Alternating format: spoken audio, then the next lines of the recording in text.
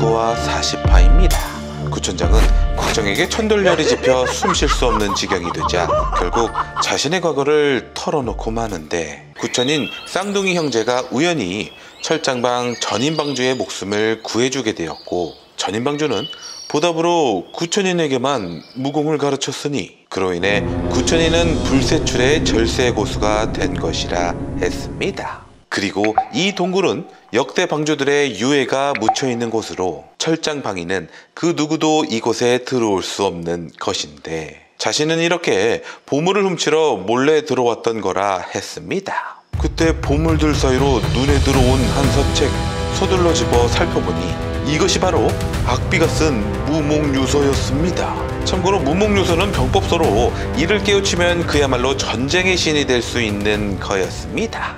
그 순간 동굴 아래 있던 구천이는 그냥 불을 질러 모두 태워 죽일 작정이었습니다. 즉시 불화살을 당겼고 이윽고 불에 점점 타오르기 시작하는데, 곽정과 황룡은 불길을 피해 산 위로 오를 수밖에 없었을 거였습니다.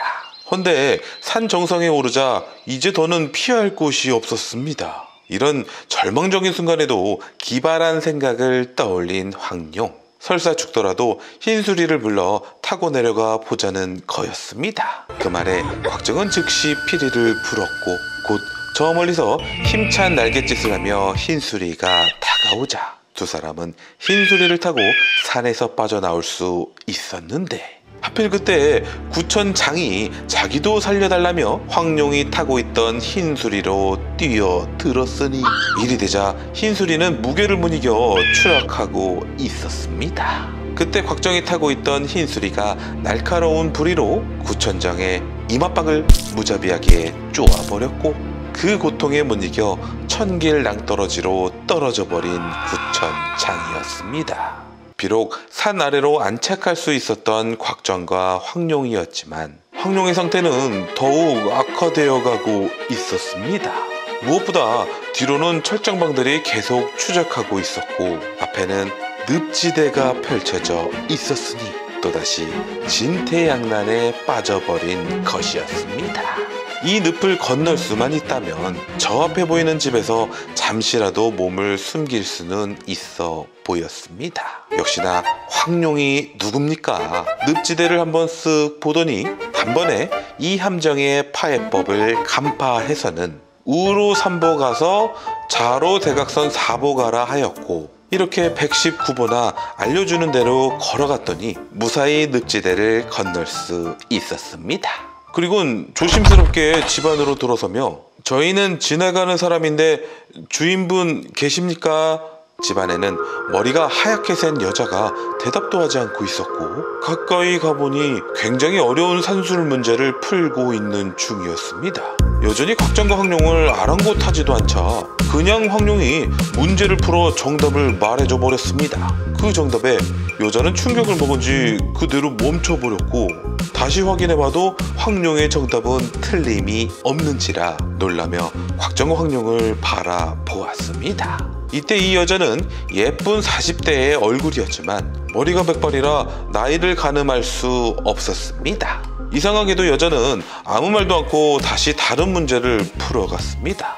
속으론 설마 이 문제도 풀겠어 했던 거였는데, 황룡이 다시 쓱 보더니 이번에도 정답을 말해버렸습니다. 자신이 평생을 풀지 못한 이 문제들을 이 꼬마 아가씨가 단번에 풀어내자 자괴감마저 들었을 때였습니다. 어느새 구천인이 늪지대까지 도착해서는 우무한 내공을 끌어올려 말을 전달했습니다.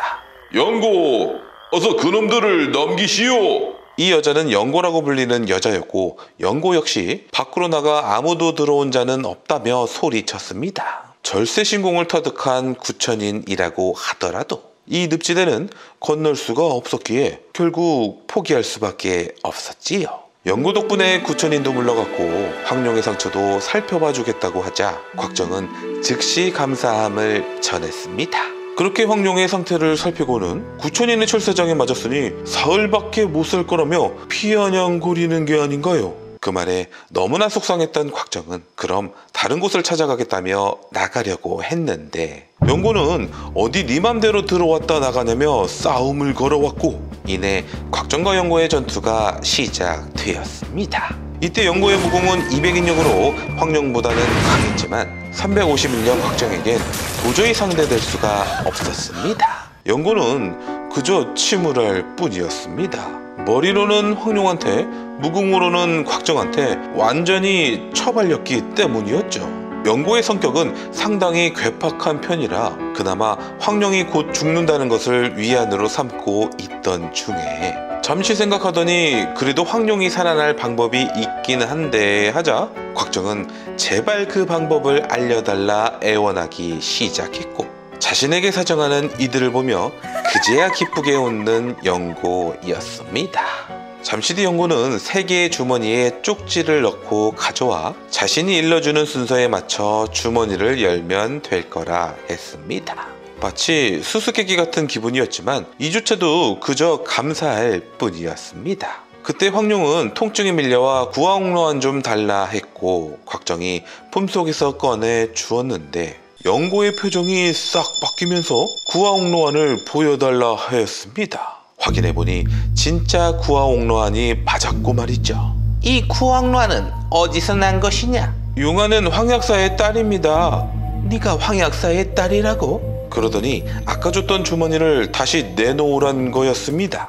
황룡 역시 분명 아버지와 무슨 안 좋은 관계가 있겠다 생각하곤 그냥 주머니를 돌려주라 했고 말이죠. 두 여자들 기싸움에 곽정만 애가 타는 지경 눈물을 머금고 주머니를 돌려줬는데 다행히 영고도 자신이 좀 심했다 싶었는지 다시 주머니를 돌려주며 말했습니다. 이 구화옥로안은 황룡의 상처에 안 좋으니 더는 먹지 말라고요. 곽정은 영고의 배려심에 깊게 읍을하며 다시 한번 감사함을 전했습니다.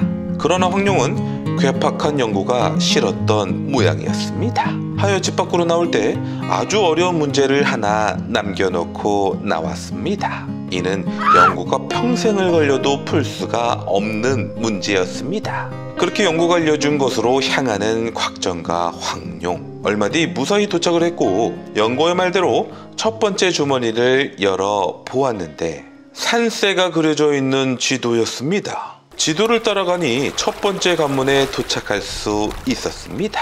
다시 영고의 말대로 이곳에서 두 번째 주머니를 펼쳐보았고 내용은 어처경독을 돌파하여 단황야에게 치료를 받으라 적혀 있었습니다. 단황야가 천하오절 중 또 다른 한 사람이라도 비록 현재 응거 중이라고 하더라도 황룡을 구할 수만 있다면 멈출 생각이 없었던 곽정이었습니다. 어처경독의 첫 번째 관문은 바로 저 어부였습니다. 어부의 무공은 백인력이었으며 외나무 다리를 가로막고 있었으니 허나 황룡의 천재 두뇌로 어부의 문제를 해결해 주어 가볍게 통과. 그 다음은 나무꾼 초였습니다. 이자는 딱히 길을 막고 있지는 않았지만 황룡을 업고 가파른 절벽을 올라야 했습니다. 다행히 곽정은 몽골에서부터 절벽 타기 고수였고 그때보다 무공도 월등히 강해졌으니 비록 힘이 들긴 했지만 그리 어려운 관문은 아니었습니다. 이내 절벽 끝까지 오를 수 있었지요. 다음은 농사꾼 경이었습니다. 이제는 커다란 바위를 들고 있었는데 곽정이 대신 커다란 바위를 들게 되어 낭패한 순간 황룡의 재치 있는 대처로 또 어렵지 않게 돌파할 수 있었습니다.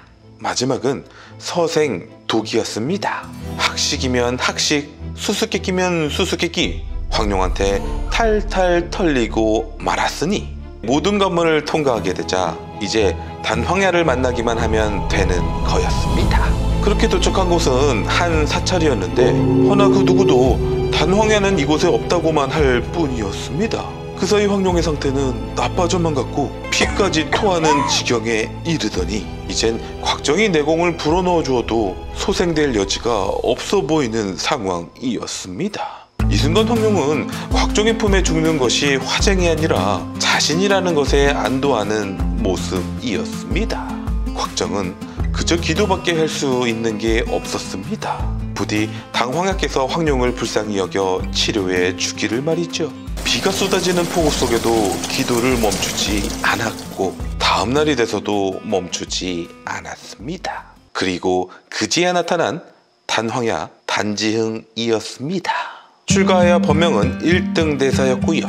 아마도 1등 대사는 치료받으러 온 것을 몰랐던 모양이었습니다. 사정을 듣자 조금도 지체 없이 치료 준비를 마쳤고 그때 연고의 마지막 주머니를 펼쳐서 그 안의 그림을 1등에게 전달했는데 그림은 자신을 희생해서라도 타인을 도와야 한다는 내용이었습니다. 1등은 이미 불법을 통달한 고승인지라 그림과는 상관없이 반드시 치료를 해주기로 결심한 상태였습니다.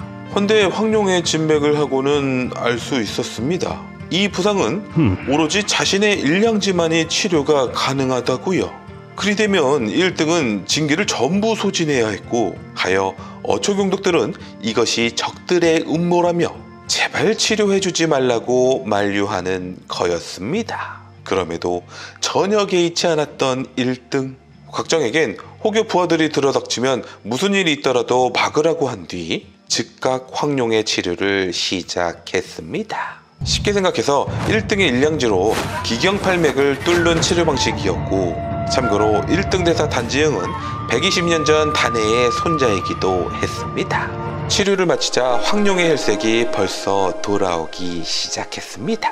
반면에 1등은 모든 징기를 소모하여 몹시 힘들어하고 있었지요. 그렇기에 어초경독들은 곽정과 황룡이 진짜 싫었을 거였습니다. 1등의 이 소모된 징기는 5년 동안 운공해야 겨우 회복될 수 있는 것이라며 또 운공이 잘못되기라도 한다면 평생 불구가 될 수 있는 거라며 울분을 토해냈습니다. 그제야 어초경독들이 왜 자신을 막았는지 또 왜 치료를 굽고 만류했는지 이해할 수 있었습니다. 황룡은 이 모든 상황이 연고가 1등의 징기를 소모시키려고 꾸민 설계라는 것도 알아차리곤 백부님은 연고와 어떤 관계인가요? 선제로다. 나무아미타불 하면서 얘기를 시작해 주는데 19년 전 대리국 황궁에 찾아온 주백통 그리고 1등의 최애 첩 유기비가 그리 될 줄은 몰랐다는 거였습니다. 이렇게 세조용전 39화 40화가 끝났습니다.